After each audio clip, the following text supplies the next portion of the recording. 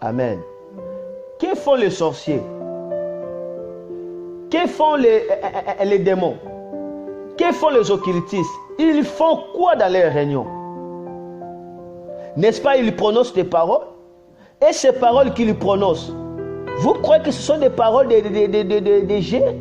Où ils s'amusent? Il ne fait que prononcer la malédiction sur l'univers.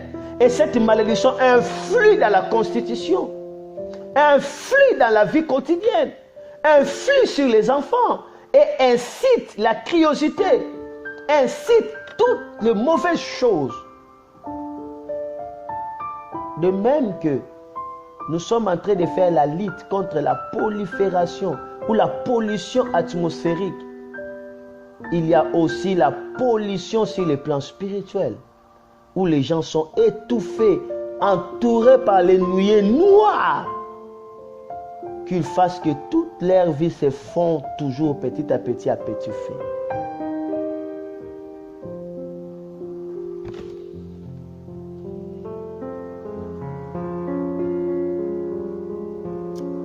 Amen. Amen. La bénédiction a un impact non négligeable.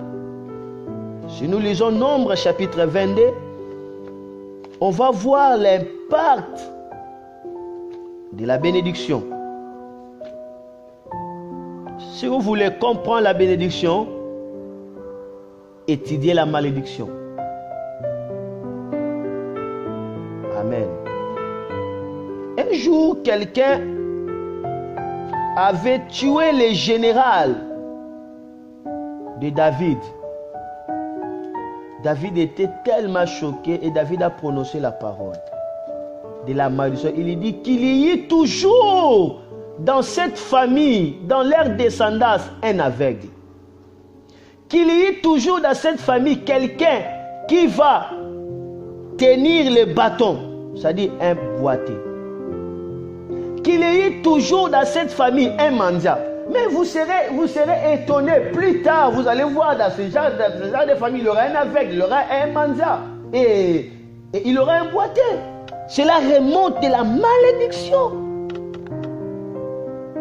De la malédiction. Amen. Il y a même eu d'autres, ils ont l'argent, ils n'arrivent même pas à se marier.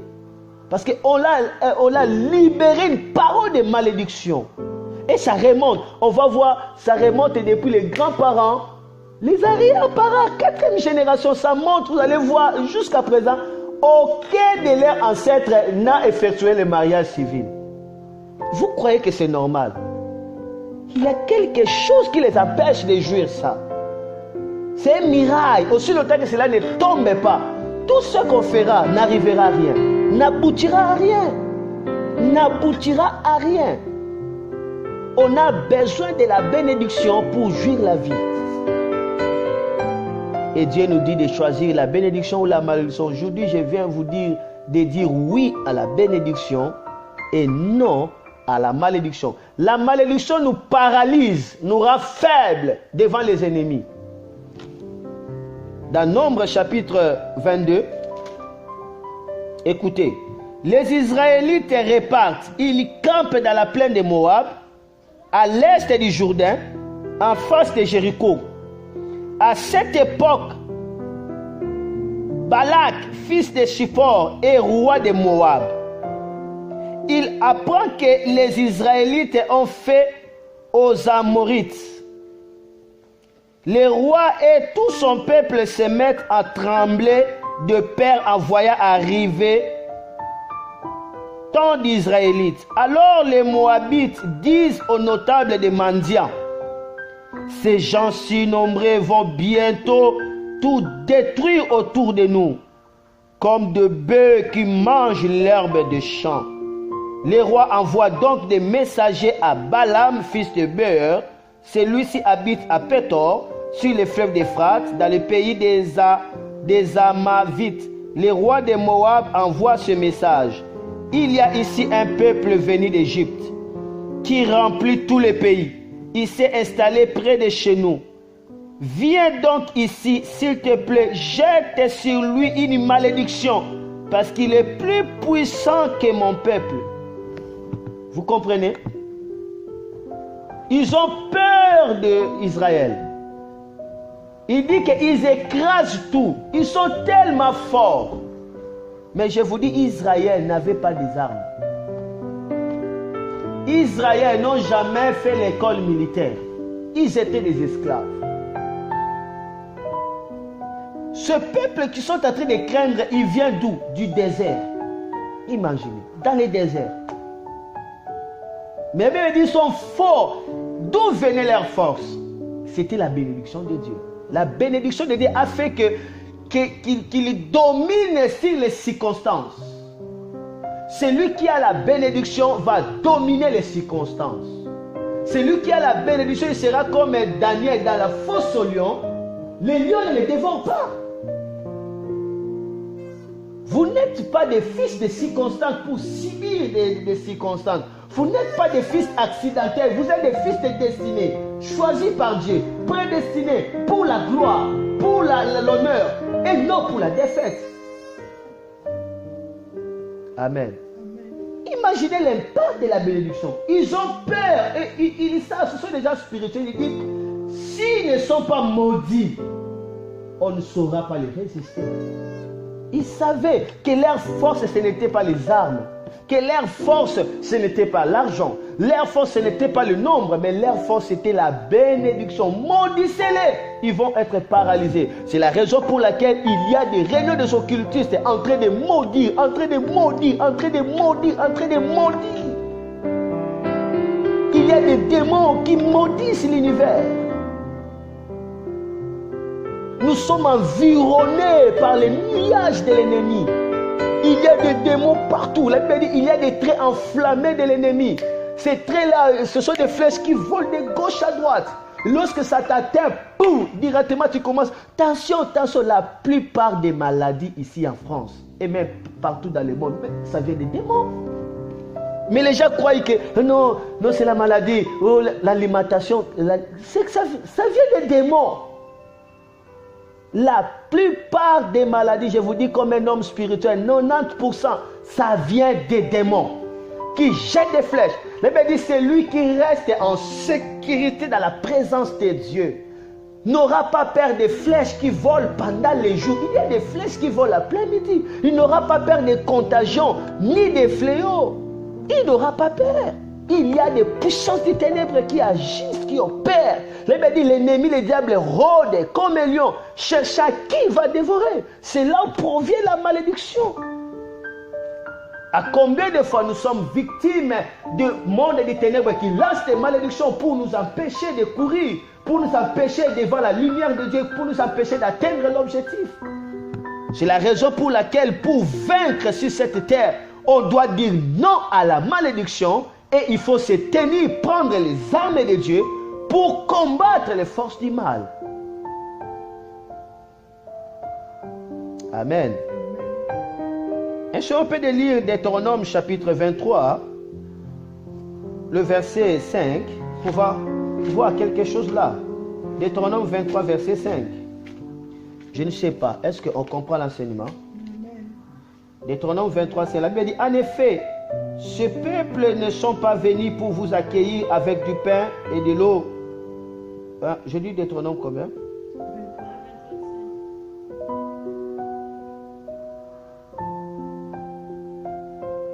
Ok, j'ai dit, en effet, ce peuple ne sont pas venus pour vous accueillir avec du pain et de l'eau quand vous étiez en route, après la sortie d'Égypte. Au contraire, ils ont fait venir de Pétor à haute Mésopotamie les devins Balaam. Voilà, les devins Balaam. Ici, maintenant, je vous révèle maintenant la réunion qu'ils avaient fait.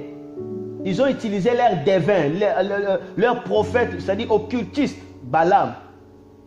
Pour faire quoi? Pour prononcer des malédictions, pour affaiblir les peuples. Est-ce qu'on suit? Amen.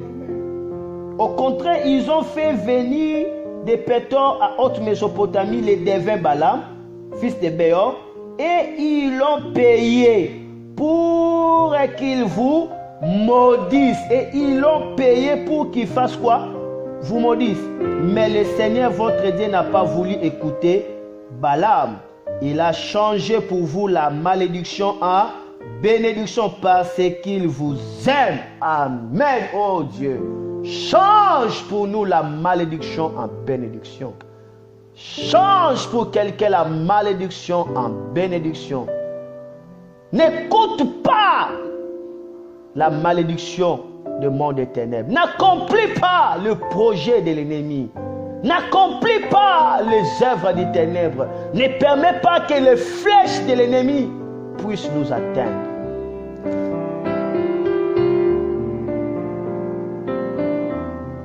Amen. Dieu n'a pas voulu. Dieu n'a pas permis qu'il vous maudisse. Et Dieu a changé. Voilà, Dieu savait l'impact de la bénédiction.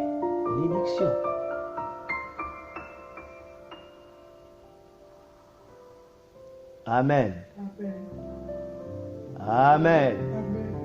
Amen encore.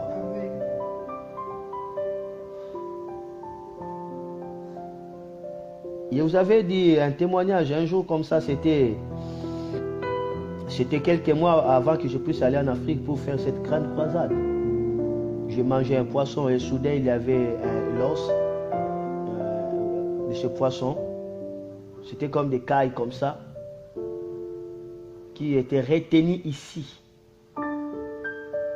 J'ai fait tout ce que je pouvais, ça ne sortait pas.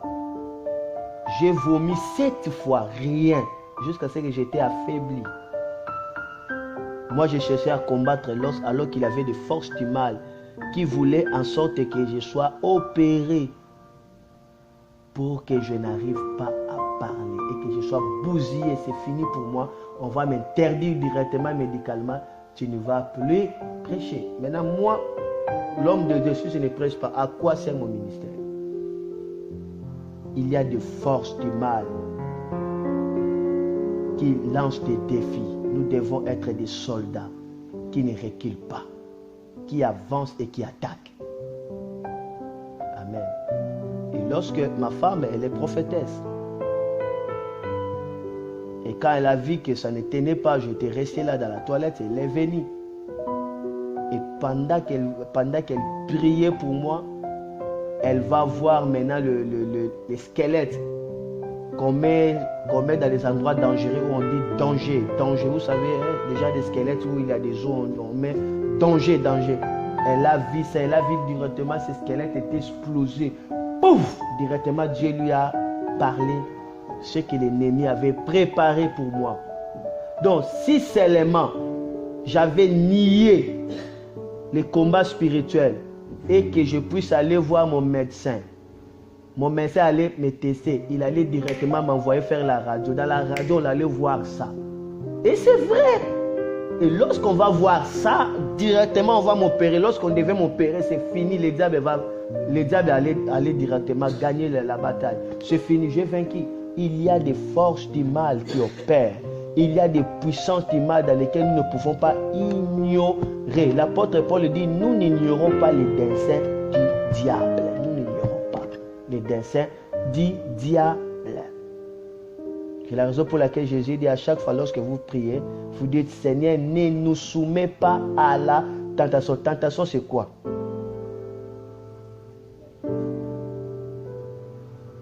Tentation veut dire pérazo. Pérazo veut dire en hébreu, pérazo qui veut tout simplement soumettre la personne dans un danger. Séduire la personne pour qu'il tombe. Nuire la personne. Amen. Dieu ne nous tente pas, mais Dieu nous éprouve.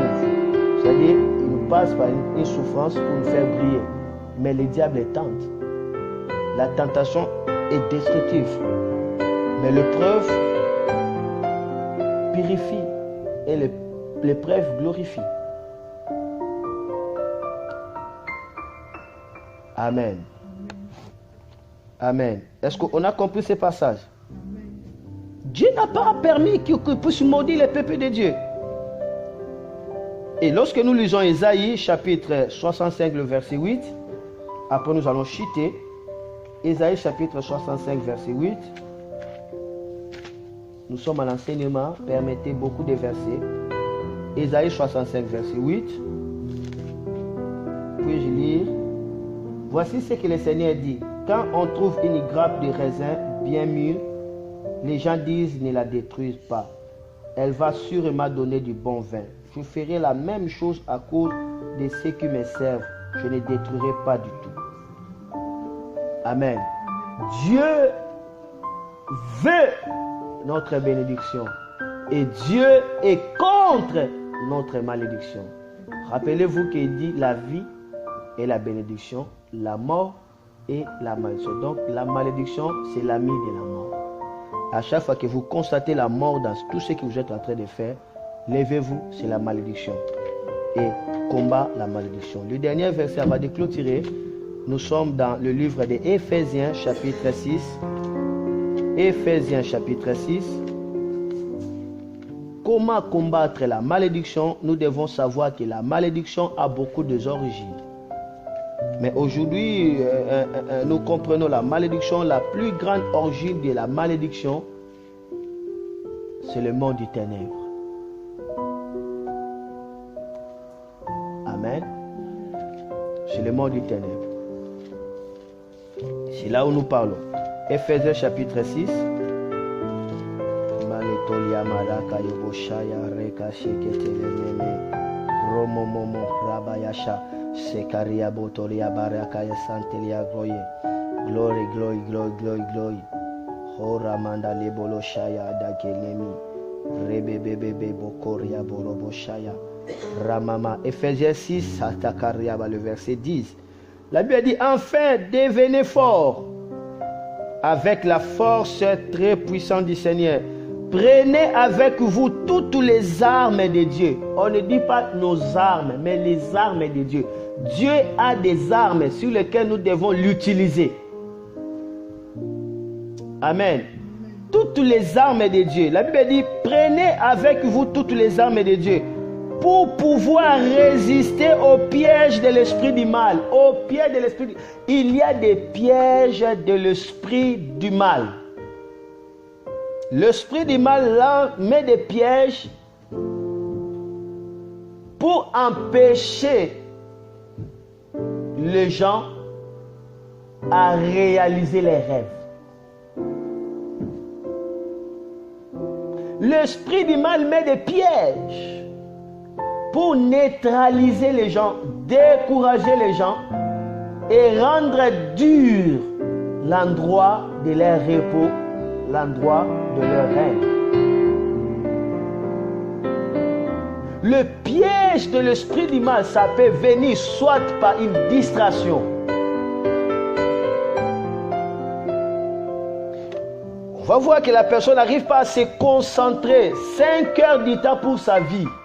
Mais il peut être là 5 heures du temps devant la télévision, devant le Facebook. La personne ne fait que gaspiller son temps. Or, le temps que la personne est en train de gaspiller, c'est sa destinée qui est en train d'être gaspillée.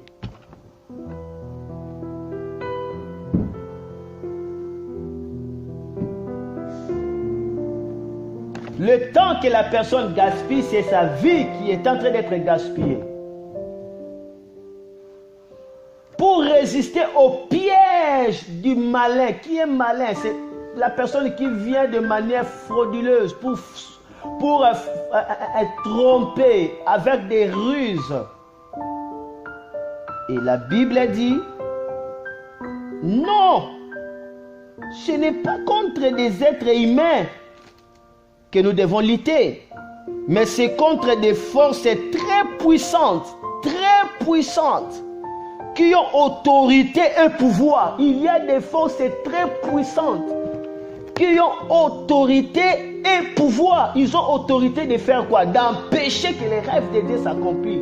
Ils ont autorité de faire quoi? De bloquer les passages. Ils ont autorité de faire quoi? De confondre tout. Ils ont autorité de faire quoi? De coincer la vie d'une personne. La Bible dit qu'ils sont très puissantes et autorité. C'est pourquoi la Bible dit il faut prendre les armes de Dieu, pas tes armes, mais les armes de Dieu. C'est quoi les armes de Dieu? Priez par le Saint-Esprit, les armes de Dieu. Ne priez pas par toi-même, Priez avec des armes adéquates. Priez avec la révélation. Priez avec des informations bien précises. Parce que la victoire de la guerre ne dépend pas seulement des armes qu'on utilise aussi, mais ça dépend des stratégies qu'on a et de l'utilisation des armes qu'on doit utiliser. C'est pourquoi il dit, prenez les armes de Dieu pour renverser. Et la Bible dit, nous devons lutter contre les puissances qui dirigent le monde de la nuit.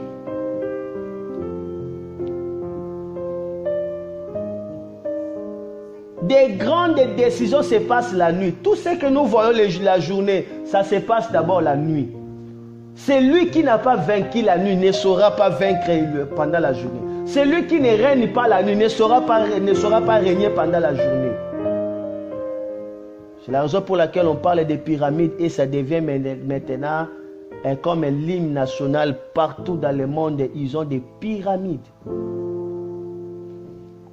Nous contrôlons. Ces gens-là ne dorment pas. Et ils sont en train de jeter des flèches de l'athéisme dans les pensées des gens. Moi, je ne crois pas à Dieu. Et les gens croient qu'ils font ça parce qu'ils sont philosophes. Non, non, non. Il y a des traits enflammés. Il y a une force derrière tout ça. C'est la raison pour laquelle, sans la puissance de Dieu, sans les armes de Dieu, on peut bien évangéliser la personne. La personne ne sera jamais convertie. Non. Ça, ce sont des armes. Il faut prendre les armes de Dieu. À ce temps de la fin où le diable a envahi la terre, il faut l'évangélisation par le Saint-Esprit lui-même. Il faut l'évangélisation par le Saint-Esprit. Car le Saint-Esprit, lorsque le Saint-Esprit te couvre, tu parles à la personne directement. Le feu touche les démons qui incubent l'intelligence de la personne. La Bible dit, le Dieu de ceux qui les a voilés. Il faut que ces voiles soient ôtées pour que la personne soit homme devant toi. Sinon, ça sera un esprit masqué. Et là, la parole n'entre pas. Il prend l'invitation, il déchire.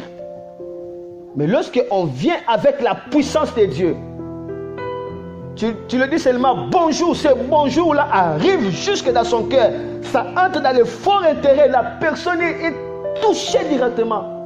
Et la personne commence à t'obéir. Tu ne peux pas négocier avec un lion comme ça, en état venu comme un antilope. Non, non, tu seras sa proie. Non, la Bible dit, est-ce qu'on peut attraper les crocodiles par la maçon qu'on utilise pour les poissons? Non, non, non. À ce temps de la fin, on doit changer notre façon d'évangéliser. La puissance de Dieu, parce que le diable a libéré l'envoûtement sur la terre. Les gens, la Bible dit, seront ennemis de la vérité, calomniateurs, orgueilleux, irréligieux. Ils vont aimer la vie plus que Dieu. Mais il faut la puissance du temps de la fin. Il faut dire au Saint-Esprit, Seigneur, donne-moi les bulldozers du temps de la fin pour la moisson du temps de la fin. Donne-moi les tracteurs du temps de la fin pour la moisson. Dans ce temps, on ne peut pas faire l'évangile avec la bêche. Non, non, non. On doit utiliser aussi des instruments sophistiqués, des engins sophistiqués. Tant que la technologie est avancée, il faut aussi la technologie spirituelle. Demandons les armes de Dieu pour la grande moisson. Tout à l'heure, on vient de nous dire maintenant, on veut étouffer le feu. Quelle impolitesse! Comment expliquer? Ils sont qui pour venir étouffer le feu? Ils y viennent. Cela veut dire quoi? Ça veut dire quoi? Ils trouvent ça comme des blagues. Et maintenant, lorsque le ministère des jugements arrivera, tu fais comme ça, tu tombes, tu meurs.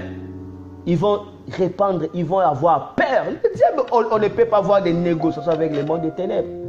Ils viennent avec la malédiction.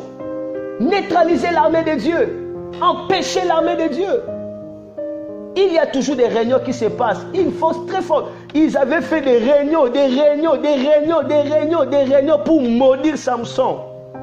Et Samson a été maudit par qui? Delilah. Il était maudit. Delilah l'a maudit. Parce que Samson a trahi le Saint-Esprit. Il a livré les secrets. Il a été maudit. Et on pouvait les toucher. On pouvait les toucher.